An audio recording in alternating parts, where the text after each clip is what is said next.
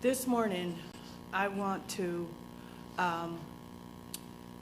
ditto everything that Debbie Yoder just said, because one thing that I have realized is that we cannot point fingers at other people unless we don't have any pointing at us.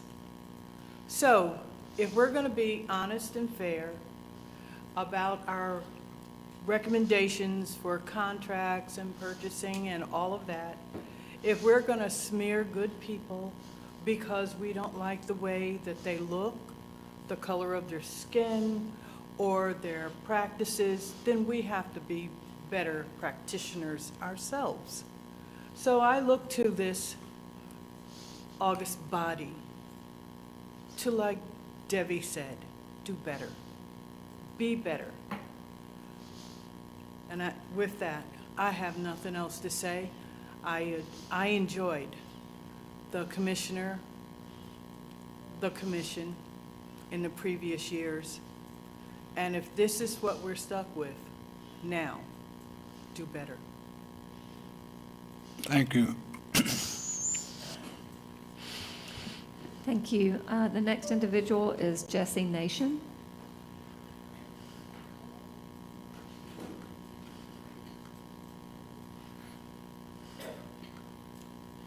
Yes, my name is Jesse Nation. I reside at 1621 Doris Road, Douglasville. I'm here this morning to do a little fact checking. I'd like to make reference to a statement that you gave to the 11 Alive News, Mr. Miller, about, quote, you said, if they... Can't hear you, sir. Okay, let me speak up a little bit then. Thank you. Let me get back to my notes here. You stated in a article to 11 Alive News that if they find somebody that I mistreated because of the color of their skin, I'd like for us to talk about it, you said. Give that information to 11 Alive. Let's make it public, because I just didn't do it. I tried to treat everybody fair all my life. As I said, this was a quote from your statement to a 11 Alive News on June the 16th, 2023. So I want to fact check that statement, please. Okay, the truth is, at the time you left your position as sheriff, Mr. Miller, you were not in good standing with the black community in Douglas County for good reason. The public record speaks for itself. In 2011, an African-American police officer in the Douglasville Police Department filed a written complaint with his chief reporting that city police officers and county deputies were racially profiling minority citizens and committing other constitutional violations. The whistleblower was harassed, fired, and intimidated by sheriff deputies under your command. The United States Court of Appeals for the 11th Circuit later issued a stinging opinion in which it firmly rebuked the retaliatory actions of the Douglas County, Georgia Sheriff's Office. And this article was printed in Prison Legal News, which is a reputable and credible publication. And and then it says, goes on to say, the sheriff fostered an atmosphere of racial intimidation in the county. In 2013, you then, as sheriff, chose to defend the racist, homophobic remarks made by Duck Dynasty star Phil Robertson. Robertson railed against the sin of homosexuality and romanticized the Jim Crow South. Miller, on your part, you defended Robertson and threatened not to let A&E film in Douglas County any longer in retaliation of their punishment for Robertson. This position did not win you any friends in the Black or the LGBTQ communities. Also, another incident that happened in 2015, deputies shot and killed an innocent black security guard who was attempting to calm down his emotionally agitated son. Without examining the evidence, then you, Sheriff Miller, placed the blame squarely on the victim and was called out for your racism in numerous accounts. And this... Mr. Nation, I'm going to have to ask you to wrap up your comment, please. Yes, okay, thank you. So, as again I said, I'm here to do some fact checking on this statement that you presented to the 11 Alive News here on June 16, 2023. What I said to 11 Alive was the truth, and what you just read was not the truth, but you go ahead and spread it, okay? That's the lie that's going on in this room, is what you're saying, sir, not what I said. Well, Thank you very much. You have a nice day. Thank you, and you as well. Okay. Our next speaker is Ingrid Landis Davis.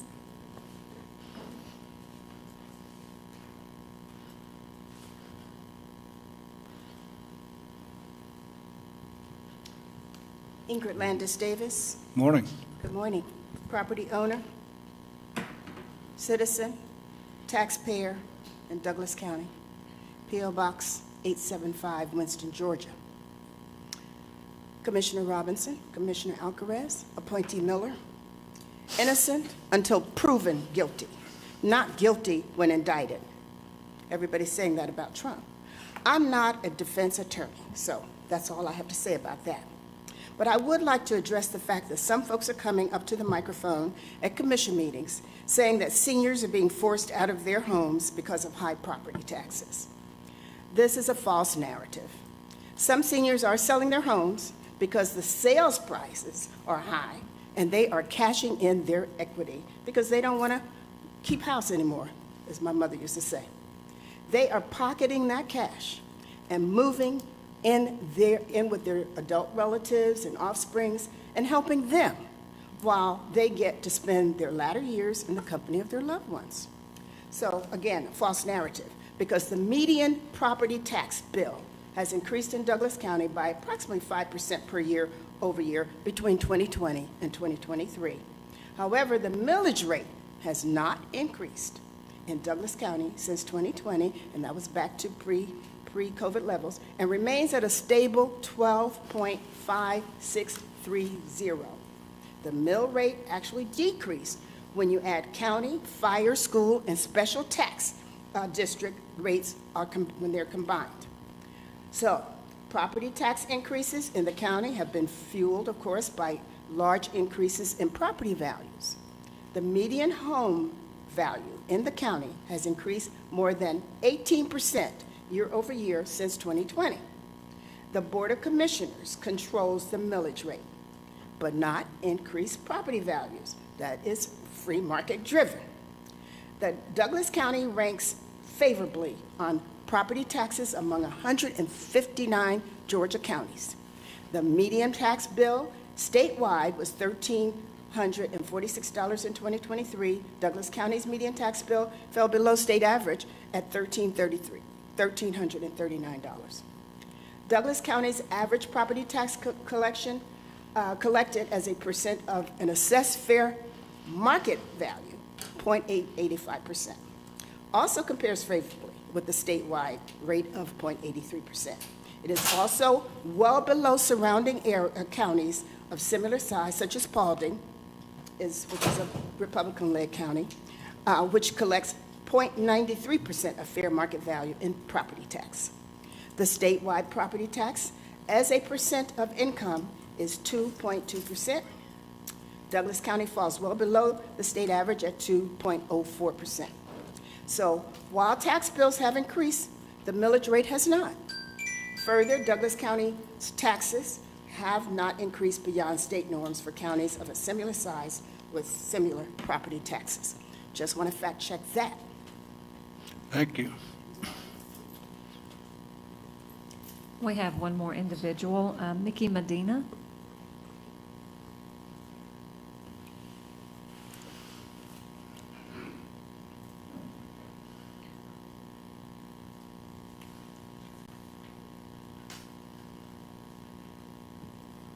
Good morning. My name is Melissa Medina. I live at 3426 Spring Ridge Drive, Douglasville, Georgia. Been a resident here for about 18 years. I'm here in support of Connect Douglas bus service, which hasn't reached its full potential as of yet. Looking forward to seeing it doing that. But it requires two services, paratransit and public transportation. And that has to be explained more to the regular people, what that means. It's two services. Public transportation is a pick up and drop off. Paratransit is you call in for ambulatory service, to hospital appointments, etc. Douglas County is growing by leaps and bounds. There is industry coming all over, and new housing, apartments, etc. Progress is coming to Douglasville, whether you like it or not. These industries and projects will provide jobs for our Douglasville residents. Connect Douglas can help be the way to get them there. Everyone doesn't have a car or can afford taxi service or Uber. After 4 years, we still do not have the buses up and running as they were meant to be. We are still watching and waiting for the bus. Thank you. Thank you. Is that all? Thank you. That was all. Thank you, folks. Just as Phil Robertson, as the man mentioned, had a right to free speech, so do these people. And we ought to protect both sides of that. And thank you for coming out, and thank you for speaking. I don't have to agree with you, but I certainly appreciate your right to be able to get up and say what you want to say. We have the 2016 SPLOST update with Mr. David Good.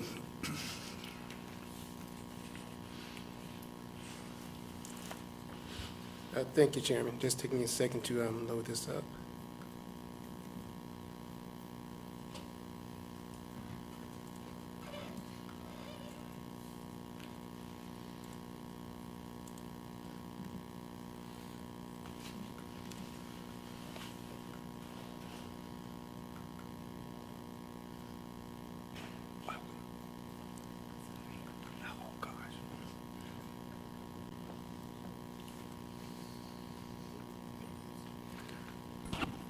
All right, again, my name is David Good. I'm Communications Director for the 2016 SPLOST, and what we're going to go over are projects that were done and are active in the month of May. We also will be talking about the totals that we received throughout the full SPLOST, which began in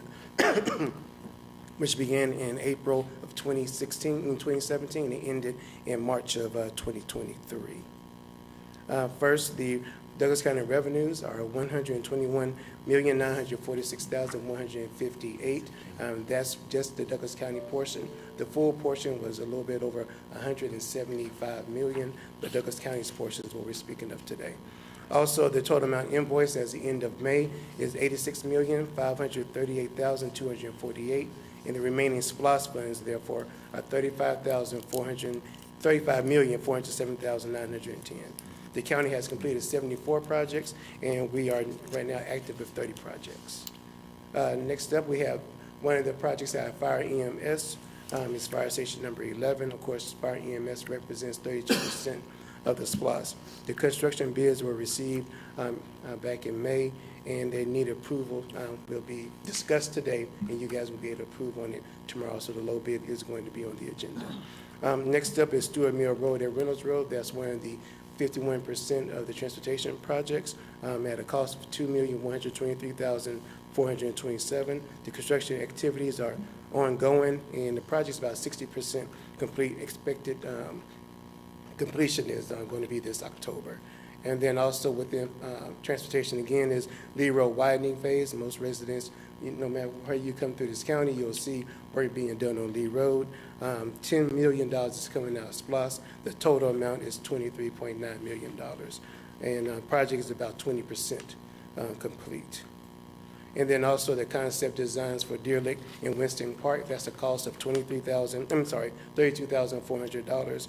It's estimated it could be completed in August of 2023. This month, they will be looking to set up the last two public hearing meetings for both parks, Winston Park and also Deer Lake Park.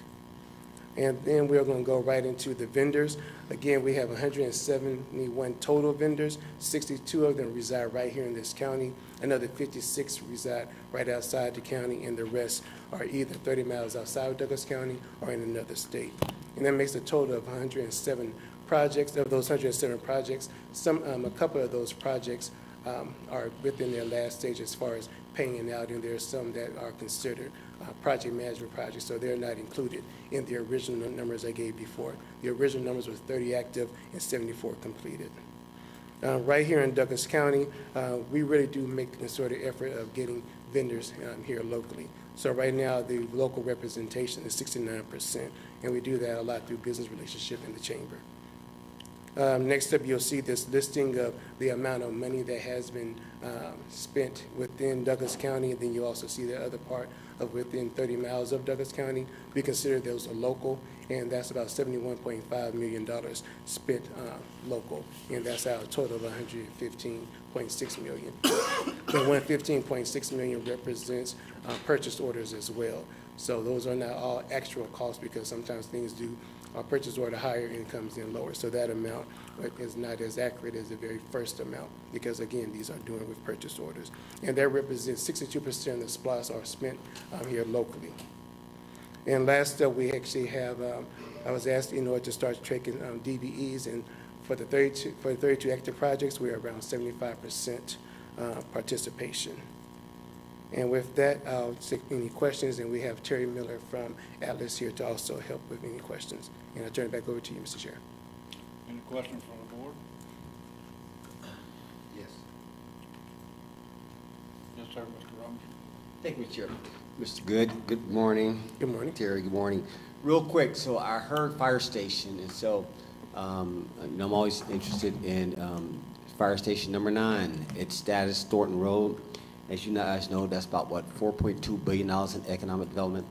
It's got the majority of the car dealerships. And if you look at the top 20 revenue generators from a commercial perspective in this county, it resides in District 2 along that corridor. As you guys know, we've got 2.5 million square feet of logistics already there. We're bringing 8.5 more million online for warehouses. That's a lot of flammable stuff out there. And I appreciate mutual aid from Austell and stuff, but we're big enough to carry our own. Where do we stand with the fire station, recognizing the SPLOST did end revenue-wise at the end of March? Do we have the full amount of money for that, and when will it be done, please? Right now, I do know that it has not been put out for bid just yet. I will check with the procurement director just to make sure on that. But the designs have been done, and we're just waiting now for that to go out to bid. And I can have either procurement director or Terry to highlight anything different you need. Okay, I'm gonna be quick with this. This is an important project, like the community center and the senior center. This was a build out the gate. This is where our commercial residents' voices are just as important as our voting members, because again, I get it, but you still got to be able to concentrate that voice. And we're like, all right, we may not can vote, but we do pay taxes. And we carry a nice little portion of the digest.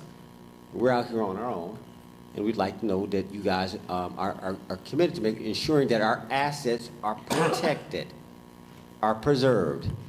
Everybody ain't like our big data centers, they got their own built-in fire station, right? So again, I'm back to how did this, I mean, where's the focus? How many times do we have, I mean, it's like, where is it on the list? I mean, it's just like, okay, guys, where's the money? Or did it get reallocated? Because that's going to be a problem. That would be a very bad problem.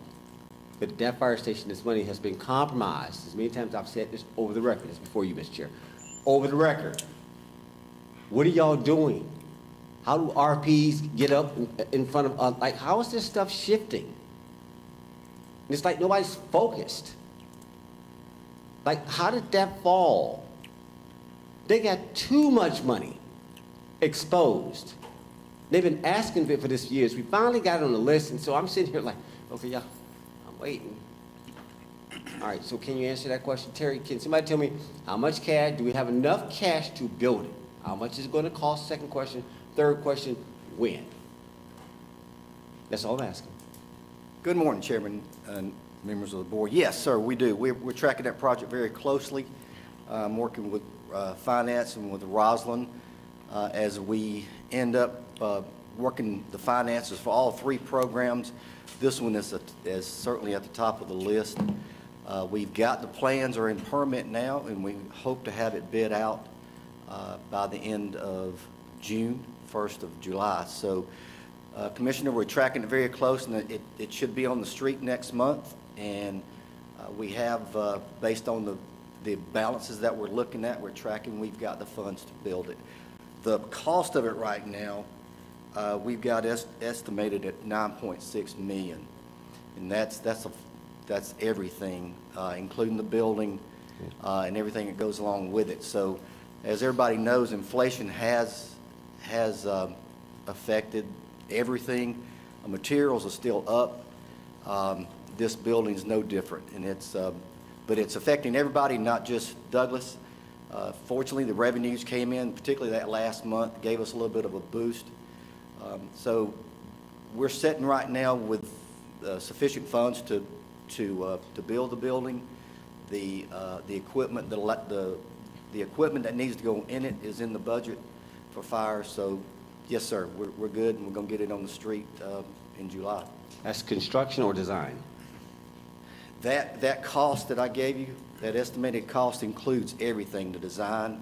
No, but what are you going to the market with? An RFP for construction or RFP for design? That will be for construction. That is construction. Design is complete on it. Design is complete. All right, I got to go fast. All right, I got it. So what about, it's going to be 4 bays. Do you have all the equipment already purchased, ordered, or what? We just got the ladder truck in. You'll see that next month. We'll present that. The fire engine will be in by August. We'll have that along. Yes, sir. The equipment most of it will be delivered this year. Okay. All right. So where I'm going with that again. So we get extra money, and then we put other projects ahead of that. I get inflation, but if you eat off on that, thank you, Lisa. If you eat off on that, that's an issue. Right? In other words, are y'all managing this? I got on fire, Chief. Chairman, I got on these guys because it's like, okay, guys, y'all are awful spending. Y'all just stuffing stuff. And I'm going to see how good y'all math is. There's not going to be an in-between. Either you're going to make it or you're not. And Commissioner, we're holding, there's several ambulances that were on the original list that we're holding, and some other projects that we've held back on in fire, that just to make sure that the funding is going to be there for Fire 9. All right, last question. I got to go. You got to answer, though. What about the people? We have a budget that we started operating with people. We started setting aside money. See, this is my point. Y'all, we put aside, the Board of Commissioners set aside money for 6 months, for at least half the year. Where are y'all at in relation to that? So I got money that's sitting out there. Y'all talking about use of funds. Am I paying for people? Either they're in training or they're just sitting out because you ain't got no building to put them in. Your timing is off, not you personally, but the timing is off. So we set aside a budget last November thinking that something's going to happen this time. You're going to train for 6 months, etc. Can you reconcile that for me? And I have to yield the floor after that. Thank you. somebody. Anybody else? I believe that the only one that can answer that would be either someone in personnel or getting personnel in order to talk about the amount of officers or when they've come in. I'll get the question answered. Mr. Chair, I yield. Thanks, sir. Thank you, Mr. Good. All right, thank you, Chair. Please review the meeting minutes before tomorrow's meeting. It's commission meeting for June the 6th, work session meetings for June the 5th, and executive session meetings for June the 5th of 2023. Chairman. Point of order. Yes, ma'am. David Good, can you come back to the podium for me? Can you please Madam give the Chair. dates for the concept design for Dillick and Winston Park so that the public will hear it and come out so that we can get this taken care of? They are this month, they're going to decide on what date they're going to come out, so when they put that one out, but they're going to put it into happenings. State that one more time. That the Gary Dukes and his team will be putting together this month on when it's going to happen. So it's not held this month. They're actually going to discuss when it's going to come out. Okay, but on your thing, you said the last two public meetings to be held in June to finalize concept plans and probable costs for both parts. You guys have not yet set those two public meetings for June. Right. It was miss. I put it in there. It should have said, they'll be discussed this month in order to come out. Okay. In the future, please make sure that you have the dates on the slide so that the public, because this is public information, Yes, so that the public can come out, because I hear a lot about Deer Lake, and I'm pretty sure my District 4 Commissioner wants to know when these are, so he can get his people there for Winston Park as well. So it's really important, seeing as though this is the design concept for whether or not we move forward in the next BOC. But thank you. I yield. Yes, ma'am. Chairman. Thank you. Thank you, dear. The financial report for May 2023 will be presented to the Finance Committee later today. Please prepare to accept the report during tomorrow's commission meeting. County Administrator, do we have any business to come before the board? No, sir. We will now begin with our agenda items. Clerk, please begin with the first agenda item. Yes, sir. We have number 5, authorization to accept the Criminal Justice Coordinating Council FY24 grant award in the amount of $463,878, including a match amount of $55,665 for the adult felony drug court to be funded through the department's existing budget, and authorize the chairman to sign all related documents. Teresa Gordy. Judge McLean has some information he would like to pass out first. Oh, thank you. Sorry.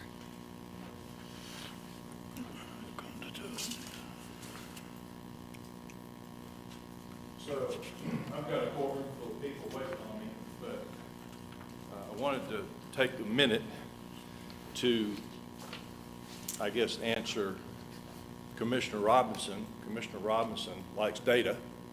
You've got data. The source of the data on our drug court is from 2 places. Atlanta, the folks that oversee us and give us these grants that we're asking you to approve. And the other source of data is a college professor from Mercer University, Lynn Tankersley, who's been studying the effects of our program. Now, for those of you who need a refresher on what a drug court is, what we do is we take people who are in jail, substance abuse drives their criminal behavior, and instead of sending them to prison, we put them in a treatment program that's overseen by me. We have people who do counseling, group counseling, individual counseling. We have curriculum. We have drug testing. We have curfews. We have community service. And we also hire law enforcement officers and pay them overtime to do surveillance or checkups on the participants.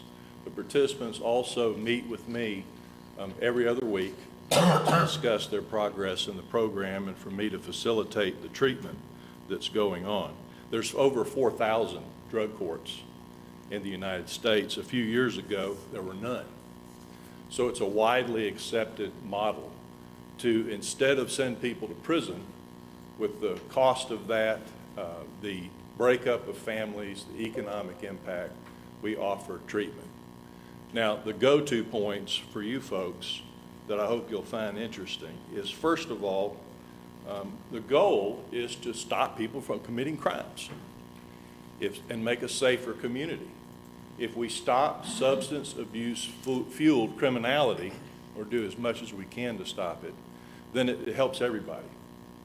And if you'll look at you'll have to be able to look at the documents later when you have time, but the go-to point is this. So if we terminate a person in drug court, the data shows that 73% of those terminated participants, the people we've kicked out, are arrested within 36 months. However, if that person graduates from drug court, the data flips.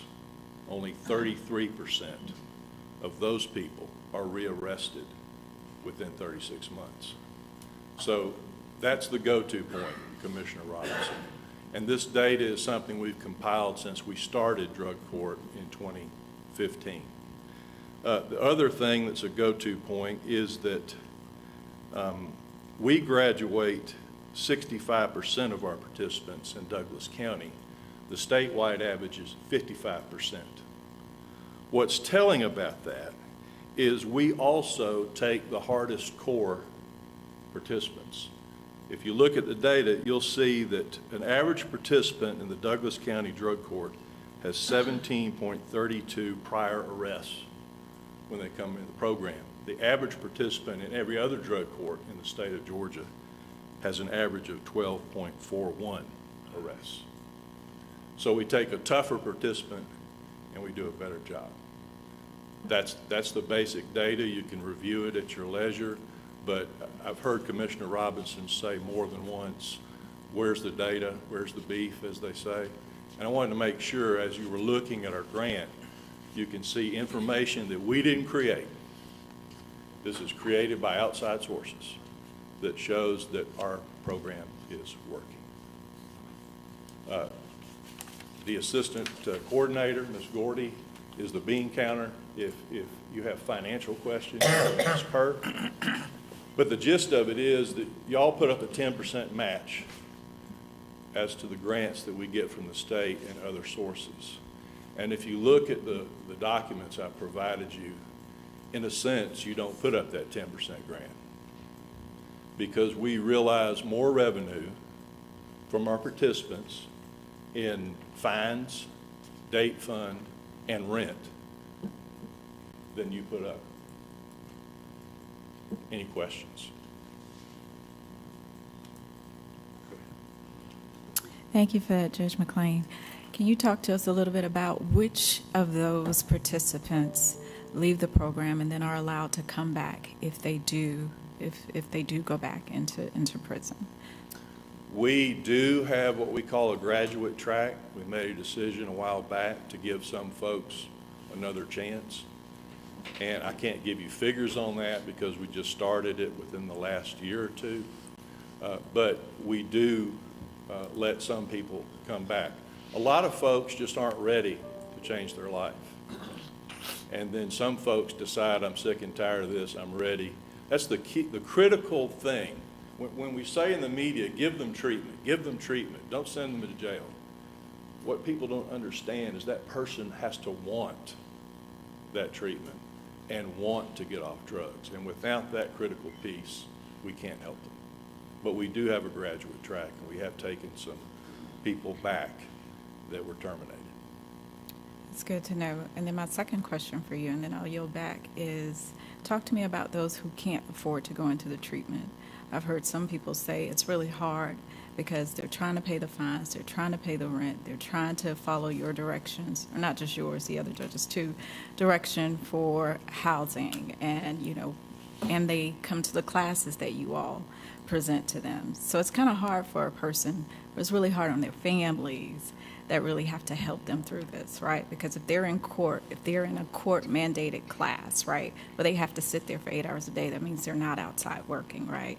And we understand that they're there trying to get their lives together. But then on the other hand, for those whose family members are the ones who are having to pay those fines, who are having to support them. Talk to me a little bit about that. What do you see moving forward that we can better help them to help themselves? Thank you. I like that question. One thing that I would point out, first of all, is that our program is divided into phases. Phase 1, Phase 2, Phase 3, Phase 4, Phase 5. So by the time you get to Phase 5, you're occasionally drug tested. You go to 2 meetings a month. We're trying to prepare you to live on your own without us overseeing you, trying to make that transition. And you also have to go to a community support group like AA. So a Phase 5 participant, it doesn't really interfere with their ability to work. Just about everyone in our program has a job, but they work non-conventional hours. They work at night. They work at Nancy's Pizza. I think I have all the people in my drug court work at Nancy's Pizza now, so, and it's good pizza. It's a little expensive, but they work. That's point number one. Point number two is if you really can't pay the money, we let you do community service. The state makes us collect the money. It's not optional.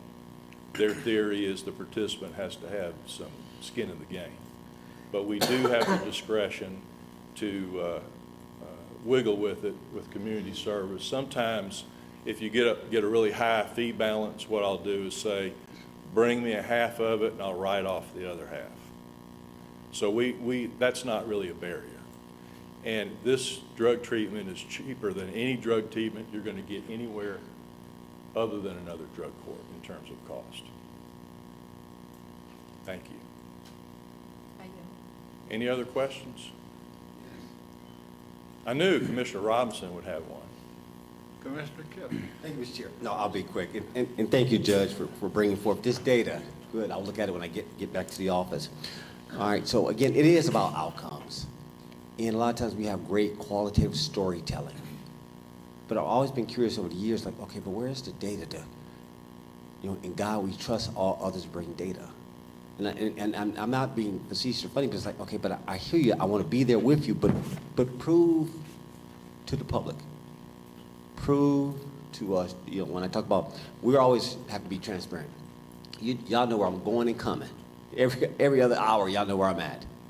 But as it relates to, perhaps my other elected peers, the sheriffs, the judges, you guys don't have to provide the same type of transparency.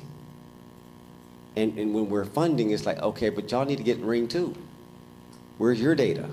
And so I appreciate you acknowledging that and be willing to step forward to show, how you showed this. So here's my question.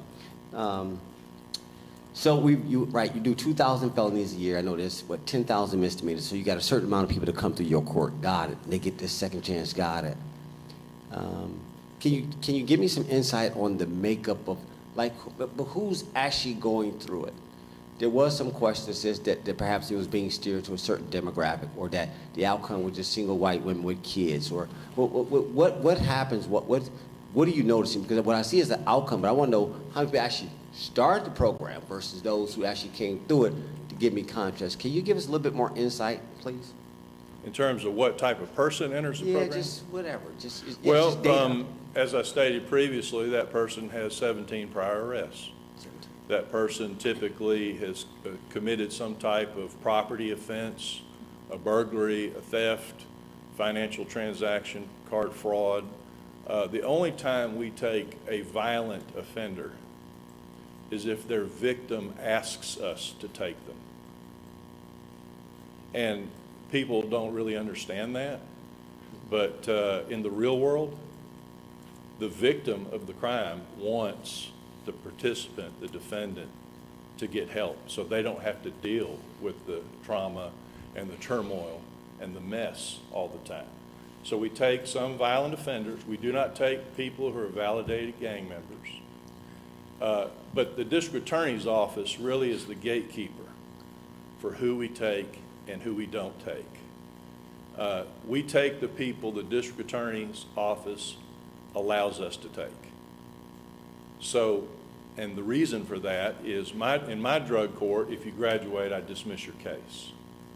I can't dismiss a case without the consent of the prosecutor. So the gatekeeper is the DA's office, and we are underrepresented in terms of black people in the program.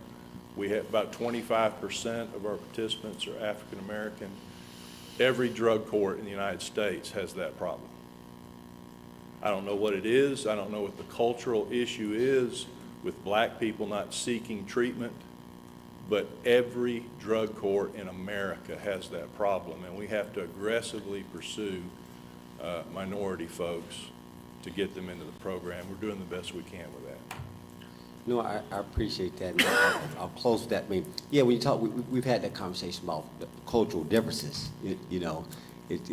Culturally, it was stated, this is a quote, that, your culture would rather go to jail than to get on this program, end quote. Because there's some type of bias within the culture. Now, I take quite offense to that. Now, I'm stating to the public. This is okay, so I'm at Word of Faith on Sunday, and I'm sitting on Father's Day, and I meet some of my old colleagues that I hadn't seen in a while. And it was, that ministry approach to drug and DI is probably different than the one that may be at this court.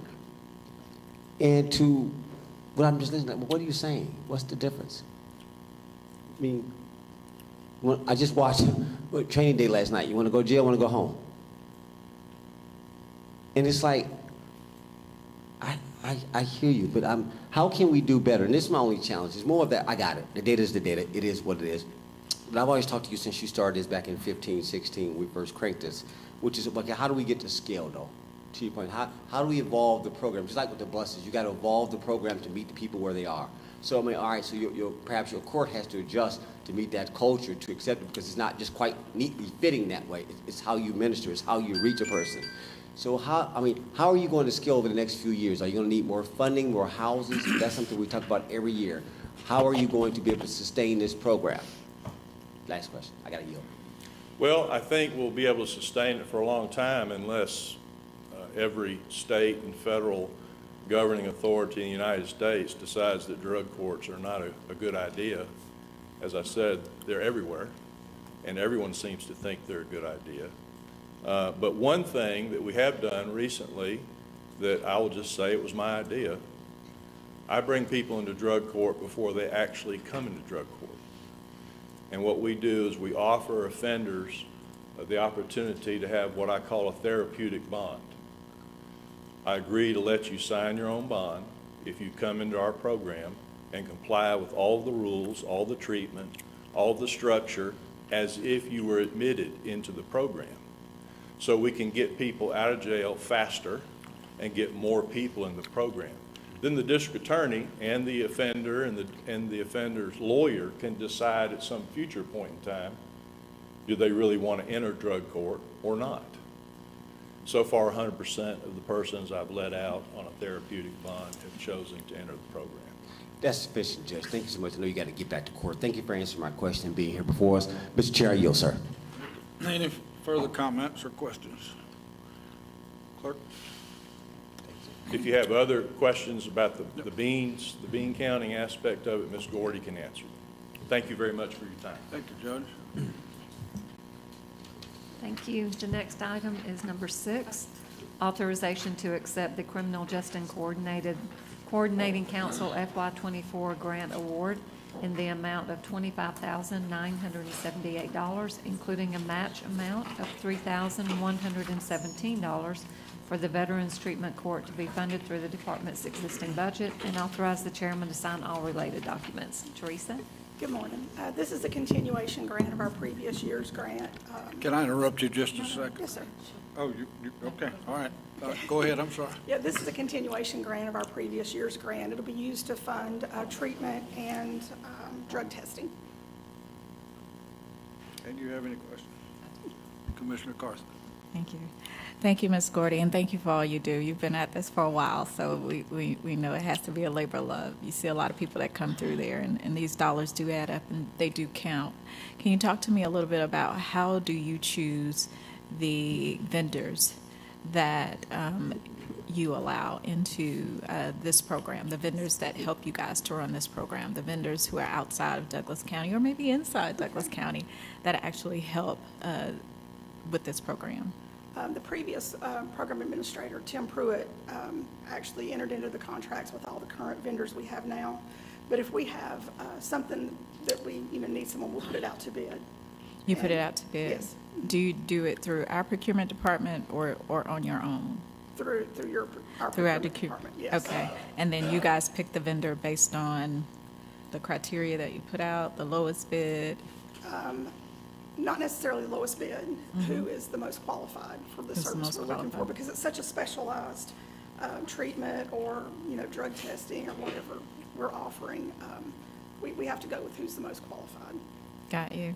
And when it comes to reporting the outcomes, because I'm assuming that the coordinating council does ask for reports, Yes. who's doing that and how is that reported? And do you all send that to the Board of Commissioners? Do you send it to Mr. Corbin? Like, can you talk to me about that? Quarterly, we have to submit data to the Criminal Justice Coordinating Council, and that's done through the database that they provide for us to track the participants. It's called Codexis. So along the way, during the participants being in the program, the case managers, the coordinator, the drug testers, the treatment providers all enter case notes. And then we enter sanctions and incentives and anything that has to do with that participant. You can see their whole summary in that database. So you'll know how many times they tested positive, how many times they tested negative, what they were tested for, any new charges, like, if they got a new misdemeanor or something while they're in the program. All that's sent up to the state quarterly. Okay, all right. And at any time, can we, the Board of Commissioners, see that? Because it's good to get this data, but this is the first time I know since I've been a part of this Board of Commissioners that we've gotten data that we can actually look at. So, Yes. Yeah. We can get that for you anytime you need it. Within a couple of days, when you ask for it, we can, put it in a presentable format. awesome. Thank you so much, Ms. Gordon. You're welcome. I yield. Clerk? Okay. Number 7, authorization to accept the Criminal Justice Coordinating Council FY24 grant award in the amount of $121,347, including a match amount of $14,562 for the Adult Mental Health Court to be funded through the department's existing budget, and authorize the chairman to sign all related documents. Last one, Teresa. Yeah. Again, this is a continuation grant of our previous year's grant. The funding is used to provide personnel, treatment, law enforcement surveillance, medication, and drug testing, as well as travel for the annual conference. Any questions? Any questions? Next. Okay. Thank Thank you. you, Teresa. Number 8, authorization to accept the annual 2022 through 2023 Emergency Management Performance Grant in the amount of $35,749 with a 50% match, which is met using the EMA director's salary, amend the budget, and authorize the chairman to sign all related documents pending final legal review. Jason Milholland.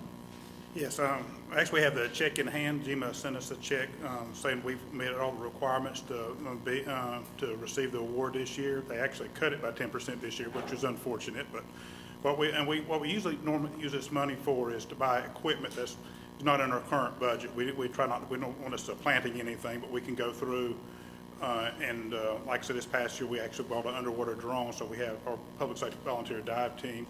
So we tried with an underwater drone to go up so we could, without putting a person in danger. So we tried to come up with just equipment like that, and just for reporting purposes, we use my salary, for reporting purposes on the grant, and it makes the match and makes the reporting easy and everything, makes it clean, and go through that. We get this, so far since I've been here, we've gotten it every year. We've not ever missed the mark for them to not receive funding. Any questions? Ms. Carter? Good morning. My question to you is this a trend? Because the DA has also told us that, her grants have been cut significantly, and now you're saying the same. Is They're this something doing- that the Board of Commissioners needs to know They're doing about? budget or cuts we- at the state, so this is a pass-through grant. GMA decides of the money they get through the feds, how much they want to pass through local governments. So when they cut them, they say, they have to make up. So they if they got cut enough, they could cut totally. And that's one thing about this grant, where we don't project how much, because we never know how much we're going to get or if it's actually going to be funded that year. So we wait till we get the check and the award letter, and we bring it to you and let you know how much we got, and if we can, and ask permission to accept the grant. Understood. So when you're doing your budget, which you will be in a few months, you'll be before us. Do you calculate in these, or do you just leave them I out? pretend like I'm not going to get it. Okay, got you. Good enough. Thank you. I yield. Any other questions? Okay. Madam Clerk? Item number 9, authorization to accept the FY24 AG 2416 aging subcontract with the Atlanta Regional Commission in the amount of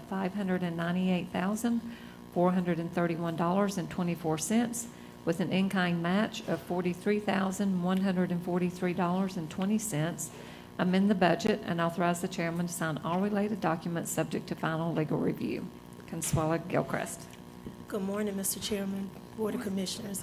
Yes, this grant is used to fund our homemaker program, congregate meals, transportation, our homemaker, and also our case management program. Commissioner Carthen, we did receive an increase of about $14,300. Yes, and this is our annual contract with the Atlanta Regional Commission. Any questions? Yes. Commissioner Rollins?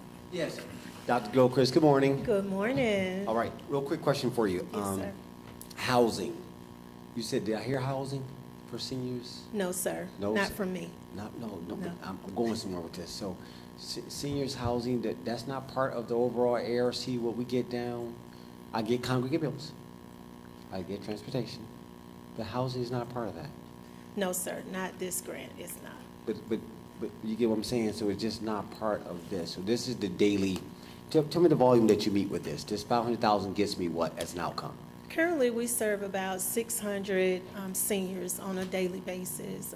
Transportation, congregate, case management, our homemaker services. So we're currently serving right around, I would say, 600, 650 seniors. 650 a day? Mhm. Yes, with everything that we provide. I understand, all things being equal, Mhm. 600. Yes. And what is the homemaker? That comes in and like visiting nurses? I don't know what, clarify what that means. Okay, I'm sure. homemaker. Essentially, our homemaker program, we have a team that will visit a senior within their home and provide light housekeeping services. Also assist with obtaining their medication from pharmacy, grocery shopping. That's what the homemaker program consists of. Gotcha. And these are just for seniors in general, so it's an age specific, they have to qualify? 65 for this particular program, Yes, ma'am. 65 and older. That's what I And it's want through to the know. Atlanta Regional Commission. I gotcha. Mm-hmm. And there is no match? There is a match, it's an in-kind match. Yeah. Yes, sir. Okay. So I like in-kind, that works, but no hard cash. No, sir. All right, and again, you continue, they grew it a little bit for you, there's a focus, thank you, state, for helping this area up. They're cutting in some areas, but then expanding in others, so you have to see how it ebbs and flows, see how it all fits together, see what the priorities are for the state. That tells you, they're contracting over here, but they're expanding there. Get it. That's all I got. Thank you, Dr. Gilchrist. Thank you. I yield, sir. Commissioner Alcaraz? Yes, sir. Good morning, ma'am. How are you? Good morning, how are you? Good. Just so our citizens will know, those seniors that live in our county, can you explain if they need that type of homemaker assistance? Can you please explain how they may contact you to apply for that? Absolutely, and so it's on our website. They can contact us. They can contact our main office, but also for that particular program, the state controls that. There's a waiting list, and so we would refer them to the state's Empower line, and then the state will let us know who is on the wait list and place them in order of need. So some seniors we have what's called Tier 1 and Tier 2. And so Tier 1, they have a more urgent need than those that are on Tier 2. And we have to abide by that particular list through the state. So we do not maintain the wait list. We receive the wait list from the Atlanta Regional Commission. Okay, so we have no control over that. That comes directly from the state. No, and I think one of the reasons is so that the state can ensure that the funds are being used for those individuals who are most in need. And so every person would have to call the Empower line. There's an assessment that's completed, and then once the individual is placed on the wait list, the state sends us a monthly update of who's been added to that particular list. But we do have the power, the option to remove individuals from that list and place them into service. Okay, how long is that wait list? Initially, we had about for the homemaker services, we had about 80 individuals on the list. What we've been doing in the recent months is trying to reassign our staff so that we can remove individuals from that particular wait list. And we also received some ARPA funds that assisted us with removing individuals from that list and putting them into service.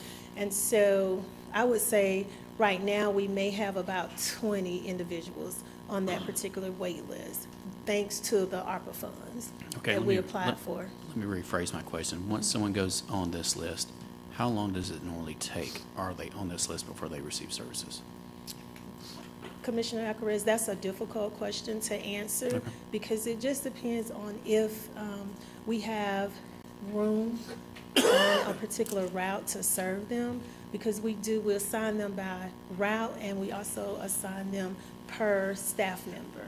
So if we have the staff or the human resources to assist, it could be 30 days, it could be 60 days, 90 days, it just depends and on where they are on the list. Okay, I won't take up too much more of your time, but I'd like to have a discussion with you about this. All right, I yield, Chairman. Anyone else? Okay. Commissioner Roberts. Yep, real quick, not really about it, but we get an extra 2 minutes. All right, so he brought up a good point about the waiting list, and I'm going to bring back, again, I'm on this education historical, which is we had the same problem with the voucher system with seniors. And I remember Commissioner Mocha and I, we worked to try to gain support for, again, together, that this was a priority. We had a waiting list of about 80. And we were sitting there with excess, and it's like, okay, guys, are the seniors a priority or not? And we see some of those, and we kicked the can for about 2 years. It took us one budget cycle to get through it, but it's like, okay, why are we playing with this? Is this a priority or not? You have capacity, the need is there. I understand the state, but we don't have to be dependent. We are independently sovereign in how we can think sometimes. Everything is not a thou shalt.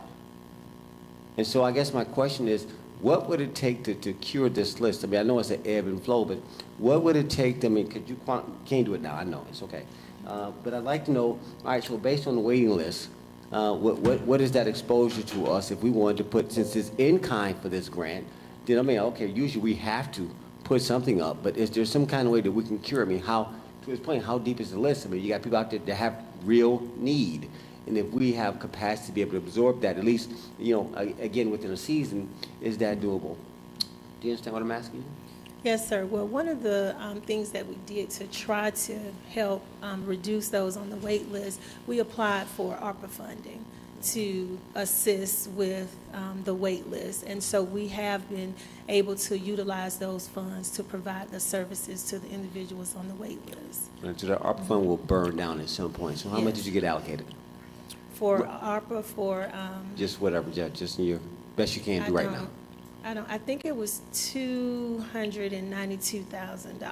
$292,000 is a one-time, and you normally get 500-some thousand from ARC. All right, we need to revisit this.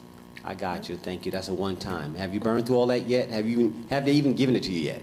Yes, we have it. We have until 2024. All right, so you got one more year. So, all right, Duly enough. That's good enough. I'll take it offline after this. I'll meet with you as well. Thank you. Thank you, Mr. Chair. Thank you. Anyone else? Madam Clerk?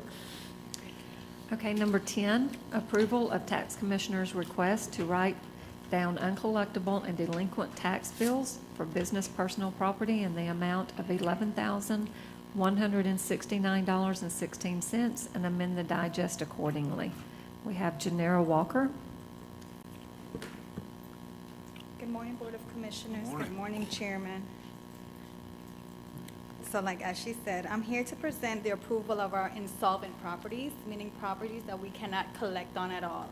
We had to wait for the assessors to make sure that they have voided it out of their system, so they're no longer going to be on the digest as of the years present on the documentation that you guys were given.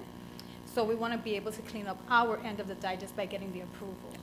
And total is about $11,169. These are all mobile homes. Mobile home parks, that there's no mobile home there.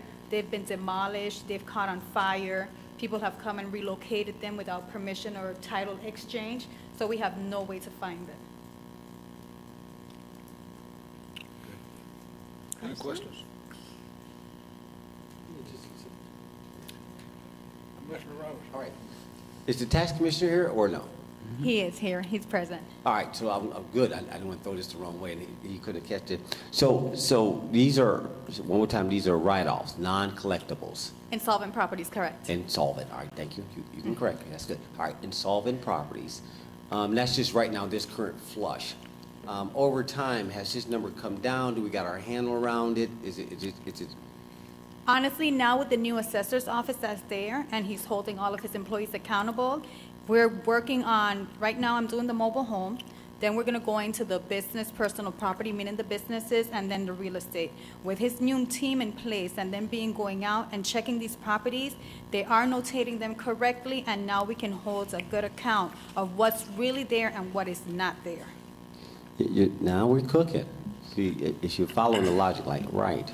We talked about, one of the public comments were about property tax, and it's always a residential lien. But let's talk about the commercial side. How accurate is our commercial side? And again, that also adds to overall taxation. So are you comfortable that you're able to collect everything you need to collect the things you can't, just insolvent? I get it, but what about your collection rate? How are you guys doing? Are you comfortable? We're doing really good with our collection rate as per commercial. Like I said, all of our information comes off of the assessor's office. So as long as their information is correct and their numbers are correct, we're going to do everything that we can on our end to collect. The only way anything reaches this paper is by us doing our extensive background to make sure that that property is no longer there. It has been burned, it has been removed, or the current owner is under bankruptcy. The bankruptcy has dissolved. They paid us what they needed to pay us by law, and then they have sold all the assets. Besides that, everything else lays on the hands of the assessor's office, because that's where our numbers come from. Gotcha. And there's always going to be that edge, like insolvencies, foreclosures that you can't sell, things of that nature that I know we've talked to the tax commission around land banks, like what do we do with stuff that, okay, So when I reach to the real estate one, like I said, this one here, I'm focusing on mobile home. I try to keep it in 3 parts to make it easier, because each aspect has a different components that go with it. When we go to the real estate portion, at that point, I'm going to present some insolvent properties, and then I'm going to present to the board some properties that we have that can actually be distributed into the land bank and bring in a profit for Douglas County, because we do have some good properties out there that we cannot collect on because people have either inherited it as an estate and they live in different countries or in a different state and they have no kind of plans of coming here, so they just let it sit. These properties, that's why we introduced the land bank, because when we reach to the real estate portion, we do want to introduce those properties to Douglas County to be actually accessible to you guys as land bank property at that point in time. No, I hear you, and a woman after my own heart and how you're framing this. No, I get it, and this is more for my board for a broader consideration. It's just not about, us passing a resolution to allow you to, these insolvent properties to move them along. We're policy, we're a bigger picture, like, okay, I get it. I got you. But you're feeding a bigger, as I get my mind around, as we get to debating on how we move forward as a commission, this is key. We talk about taxation, but do we even understand how it works? Do you understand how it fits? I appreciate the stories and the narratives that come forth, but they're cute, but it's like, okay, but when you have a very intelligent approach to how you frame it, it's like, okay, I get it. And I look forward to more information coming forth, because again, there is a more perfected way to do it. Like I said, no, we got that commercial on lock. The Board of Commissioners did give y'all brand new, $1 million worth of equipment. You know, we did try to deal with, you know, the personnel issues. We get it. So the number, to the comment, like, the number is the number. I'm always about, is it accurate? Is the data accurate? And only you guys can tell us. As long as you give me assurance that this data is accurate, now we can make some solid decisions versus the innuendo that things are rising or falling. Like, okay, but where's the data? So, I think that's all I'm going to use right now. Task Commissioner Good, you know, I'm good, sir. I'm going to yield, Mr. Chair. She answered my question. Any more questions or statements? I don't know if I'm in order or out of order, but number 11, we've decided to table. We tabled this at the last meeting. Well, we're going to table it again tomorrow, so I don't know. Yeah, we will have to Do formally it take tomorrow? action Okay, tomorrow. all right, I'm back. Go ahead. Okay, so just move on to number 12. What happened? What, I'm sorry, I just didn't know, kind of clear point of order, just what is number 11? Because I can't see. She'll read it. I'll read it. Number 11 is approval to enter into a construction management contract with Buford Golf and Associates in the amount of $70,000 to be funded through fund balance and reimbursed by the 2022 SPLOST funds, plus 10% of the estimated construction cost for the electronic security monitoring project at the Douglas County Law Enforcement and Detention Center, which is estimated at an approximate cost of $3,500,000 to $4 million, related to the 2022 SPLOST, and authorize the chairman or vice chairman to sign all related documents pending final legal review. So that was tabled from the last meeting.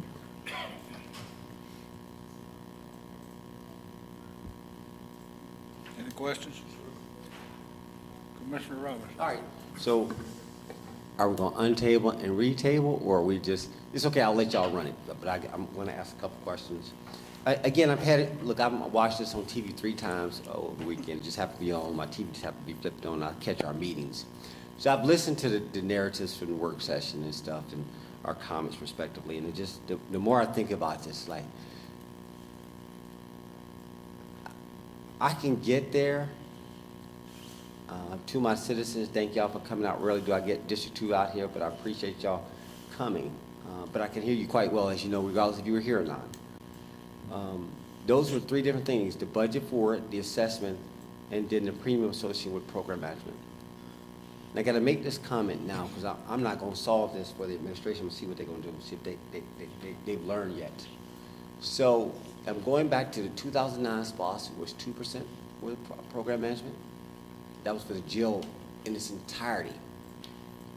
All right, so the jail cost $120 million. So 2% of that off the top, since it was a single item, you do the math. 2.4 million. Got it. The 2016 SPLOS off the top. I remember the guys tried to argue with me, the prior procurement director and the prior director of transportation tried to say, it's going to be 7 points. I said, you out your mind. You ain't going from, I don't need votes to like, you're out your mind going from 2 to 7 for program management. Word on the street was like, we got friends out there, we don't need diversity. We got somebody on the inside that's going to run this game. I'm like, okay, they think I'm crazy. That guy.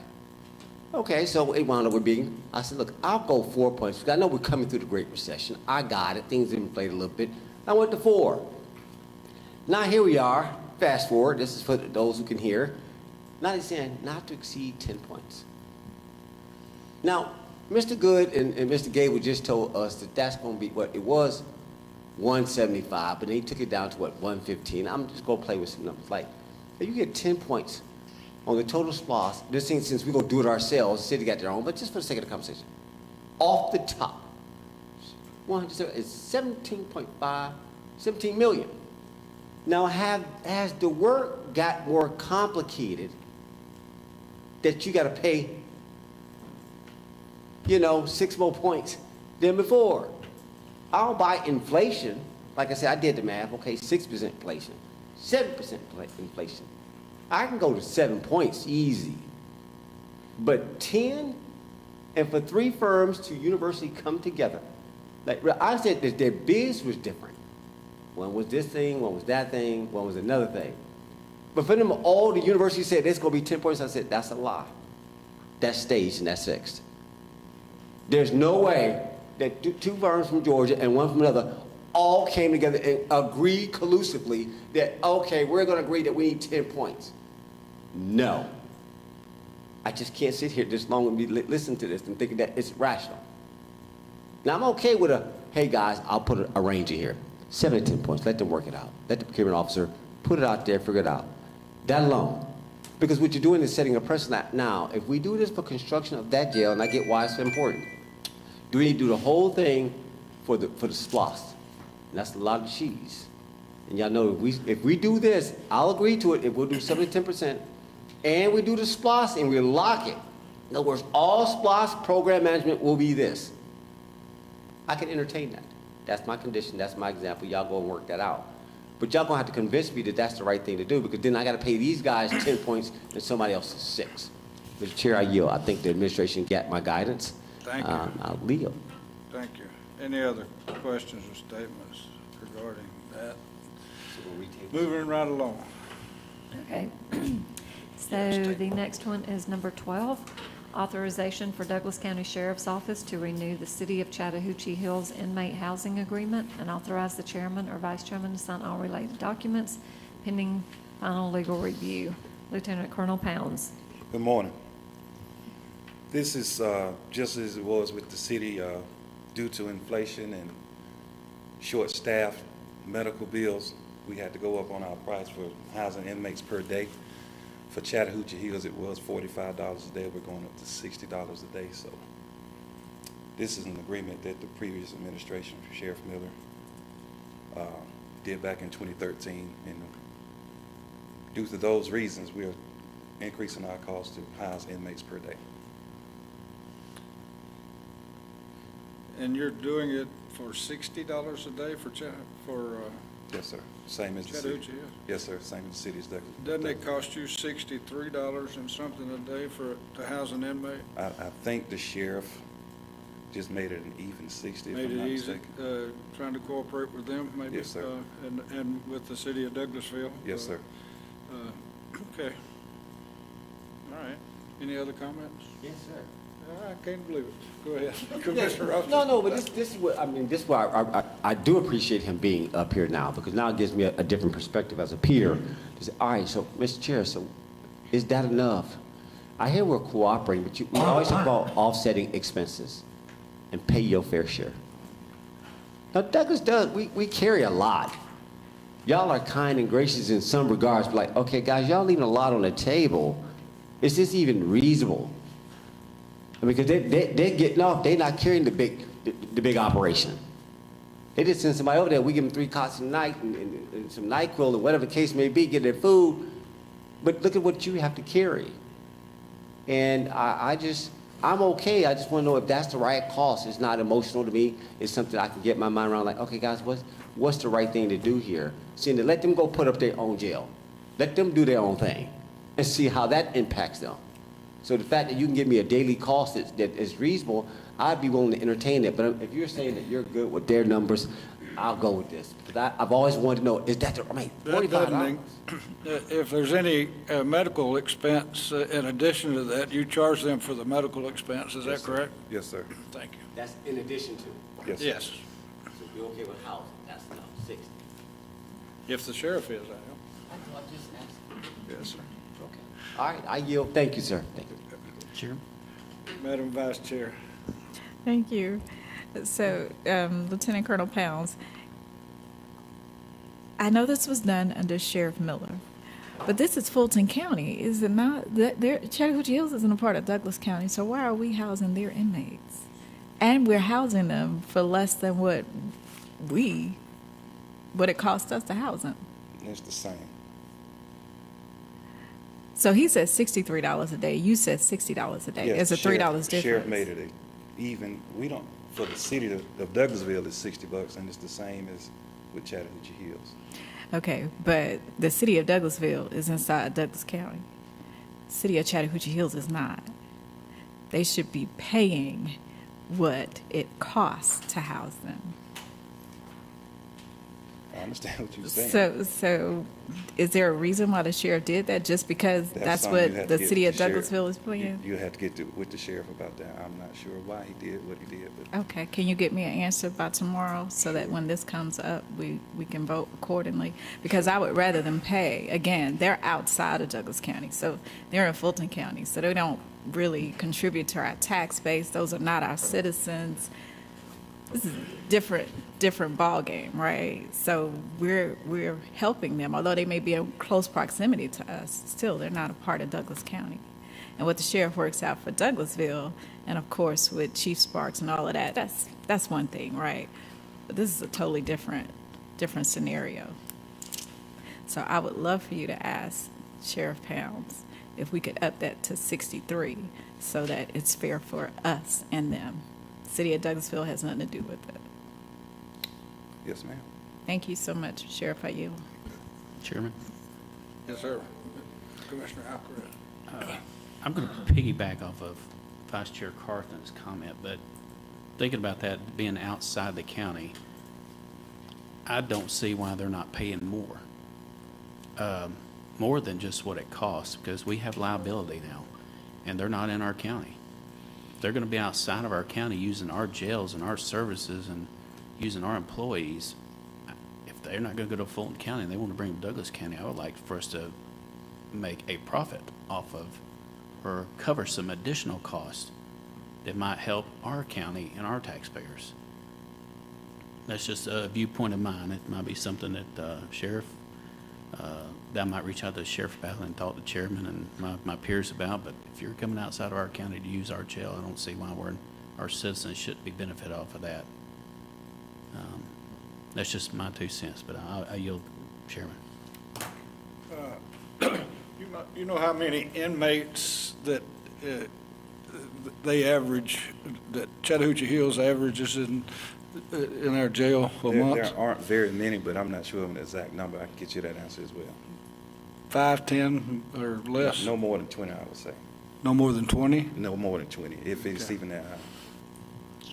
Okay, so that'd be costing us about $60 a month. Okay, I understand. All right, anybody else? Next.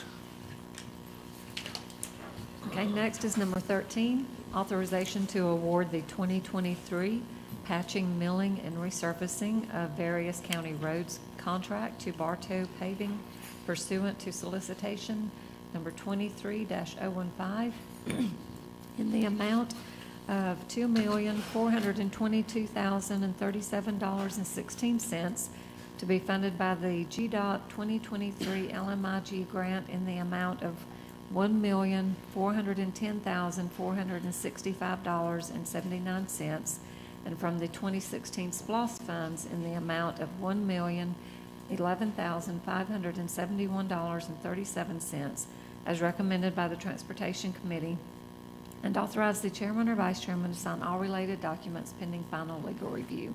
Solomon Rana. Thank you. Good morning, Mr. Chairman and Board of Commissioners. This is our yearly effort of resurfacing various county roads. This is funded through a combination of SPLOST and LMIG grant from GDOT. In response to our invitation to bid, we received 3 qualified responses, and Bartow County was the lowest response for the current year, and that's why we recommend approving them for our current 2023 year resurfacing contract. Thank you. Any questions or comments? Yes. Vice Chair Carter. Thank you. Director Suleiman, can you talk to us about this bid? Who was the technical team that scored the bids that came in? So there were 7 evaluators that reviewed the responses. This was done through a combination of DOT maintenance team and my program delivery team.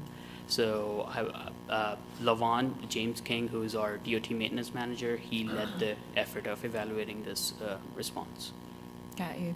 Is this a contractor that we've used before in the past? Bartow County, I don't believe so. For present or last year, we used C.W. Matthews for our contract, and I don't think we've used them before. Okay. And this will allow us to pave how much in Douglas County We're planning to pave 5.4 miles for the current year in total? in total. So 5 miles is costing us, in combination with what we've gotten from LMIG and the match from SPOS, $2.4 million, or a little bit over. Yes, certainly. This is really the highest we've ever seen for resurfacing.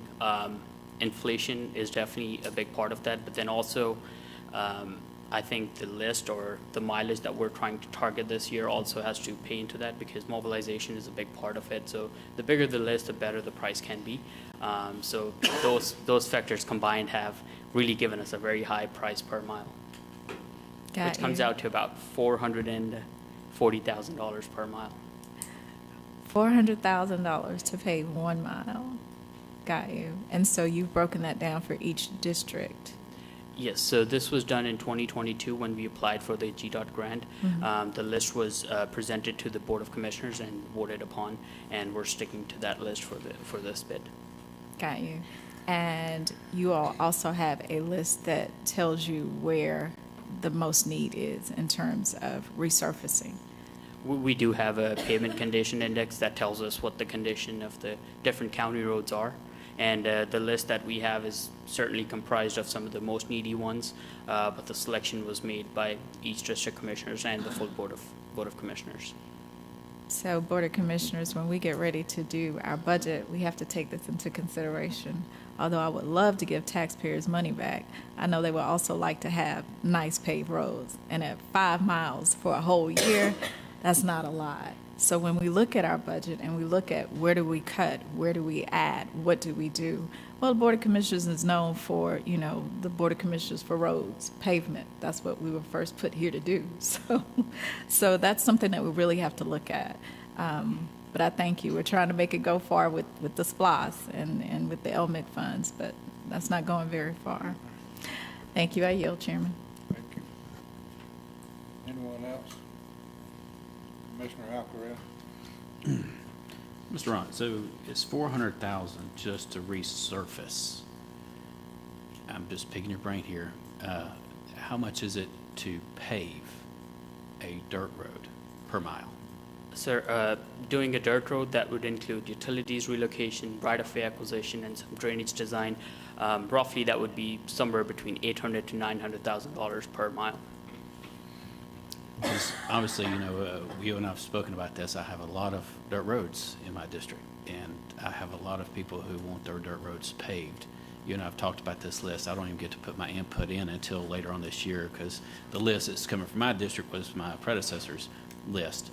But, that's something that, I do believe I would like to sit down and have a conversation with my peers about this, because there are some dirt roads, which I've already been told, which I was going to get with our school board on, where we've had issues with buses, going down these dirt roads. And, obviously children are my main concern, keeping them safe and getting them to their destination safe. But I just wanted my peers to hear, my constituents to hear that, because I get blown up all the time about, can you please pave my dirt road? But at $800,000, and we get we're now cut down to 1.5 miles of our selection, is it? No, that we used to have 7. So that just, please be patient with me in my selection, but my main concerns would be safety in our roads. But I appreciate that information. I yield, Chairman. Commissioner Roberts? Yep. No, and again, I appreciate the conversation. This Director Arana, we brought this up in our transportation committee, and I'm being part of my transportation committee. I don't get involved in the technical review, opening of bids process, two separate levels. But to your point, I want to talk about this list, and to both of my peers' comments, Commissioner Alcaraz and the Vice Chair. No, guys, y'all looking at this list? What 5 miles can't even get you up Riverside. You can't even pave Riverside with that. You're talking about 773 center miles. A quarter of it is already done. Probably got a quarter to go that's on the list that's really bad, and the rest is just, it evolves over time. So if I got 773 divided by 5 miles, that's gonna take me, what, 100, what? How many years? I mean, that's a big number. Do that again. Like, we got 773 center miles. What, how long is that gonna take me? That's a long time, at least 30-something years. You'll never get there in your lifetime, other than when you first got your house paved and got it built at this current rate. Now, I tend to focus more on subdivisions. And that was my discretion. Like, okay, I get the main artery. Y'all keep repaving these same old arteries. I know they're getting wild. But my subdivisions were important. That's why last year's list, mine was only subdivisions. It's like, okay, I got to get them at least one round, recognizing I ain't going to have another chance to do that. But you get it? It's priorities. Now, again, we got this current SPLOST that you got public safety and transportation in the same bucket. You have to feel this to understand the decisions we have to make. Like, all right, guys, y'all get this right. That's going to be a trade-off. Some things going to get squeezed. But don't act inconvenient when to our citizens, we get it. You said, public safety was number one priority, though. Economic infrastructure was second with transportation. So know the feedback y'all gave us in that comprehensive, in those plans y'all gave us. Y'all told us what the priorities were. Public safety, transportation, in that order. Got it. All right, so this is getting squeezed, but we can't do much. He's barely doing barely maintenance. So this SPLOST is important to get in the air. That's the only point I'm making. One more time, where's my SPLOST 2022? You nickel and dime our roads, and people don't even live here. I have a problem when I can't get everybody's attention. Like, why is this not a priority? We're sitting on too much cash. We got to generate cash, and yet we act like it disturbs my soul. So, thank you, Director Ronald. You said this is all we get to work with right now. And listen, he said this is the greatest increase we ever had, which wasn't much. But anyway, you get my point. Thank you for bringing it forward and being honest with my peers to show them the magnitude of we only got a nickel to work with. I yield. Thank you, Mr. Chair. Any other questions or statements? I have one question in response to this lady's comment earlier. Do we try to make an effort to use local people when at least we get to tax them back a little bit? Do we try to use local people when we do this, or is that not part of the equation? That specific requirement is not put on the bid. We do look at past experiences, and we try to prioritize firms that have worked with us in the past, but not necessarily who are based out of the county. The reason behind that is this is a specialized project, and we mostly get limited responses, so that's why we try to keep it as open as we can and just have our options open. Okay. Well, why can't we keep it open and also consider giving kudos to the folks that operate in Douglas County? Just maybe think about that. I think it would behoove the entire county on any contract that we have to, if there's people in the county that can do it, consider doing that. Just my opinion. Next. Oh, I'm sorry. Yes. Mr. Robinson. No, just rebuttal. Great insight by Mr. Chair. Every year, as you know, we do this what's called Doing Business in Douglas. I think I just had my 7th annual. We had about 1,200 people come out on that. And Department of Transportation, while I tend to focus on all small businesses and try to create that atmosphere in which everybody inside Douglas, around Douglas, through Douglas, for Douglas, by Douglas, we've emphasized those things. But to his very point, we're trying to create that atmosphere in which those individuals, especially these Department of Transportation contracts, would like, okay, we need y'all to bid on these, but they're not qualified. So to qualify them, you got to grow them. So to grow them, they have to either team or organically do this themselves. We have created this atmosphere and tried to encourage, hey guys, David Good has done a great job of major mobility, bringing out experts saying, hey guys, here's how you get these contracts. We got this I-25 flyover. Ain't nobody getting these bids? Can't nobody get my resurfacing, Mr. Chair, locally? Can't nobody do no paving truck? But I get the standard in which you got to operate. But y'all got to team up. sharpen y'all pencil, figure out how to bid on these contracts, and so we can keep it. Because to your point, it's all going outside the county, and that's major money. So I'm with that atmosphere to keep pushing that.